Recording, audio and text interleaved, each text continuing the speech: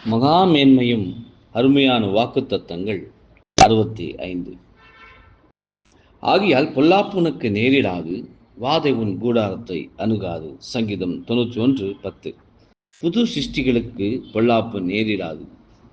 ஆவியில் ஜெனிப்பிக்கப்பட்டவர்களில் 2 வகுப்பார் இருக்கின்றனர் என்பதை நாம் அடையாளம் கண்டுகொள்ள வேண்டும். மேலும் நம்முடைய ஆதார வசனம் இந்த வகுப்பாரில் ஒரு வகுப்பாரை மாத்திரமே குறிக்கின்றது. இவர்கள் தங்களுடைய அன்பிலும் பக்தியிலும் எவ்வித குறையிலும் காட்டவில்லை.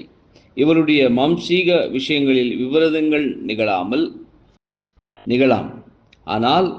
ஆனாலும் இவர்கள் மாம்சத்துக்குட்பட்டவர்களாயிராமல் ஆவிக்கு உட்பட்டவர்களாய் இருப்பதை நினைவு கூர்ந்து, எவ்விதமான வெளிப்புற தாக்கங்களும் புது சிருஷ்டிக்குரிய தங்களுடைய நன்மைக்கு எதுவான விஷயங்களையும் கொடுக்க முடியாது என்றும், உண்மையாய் இருக்கும் பட்சத்தில் ராஜ்யத்திற்குரிய மகிமையை அடைவதிலிருந்து இவர்களை தடுக்கவும் முடியாது என்றும் உணர்ந்து கொள்வார்கள்.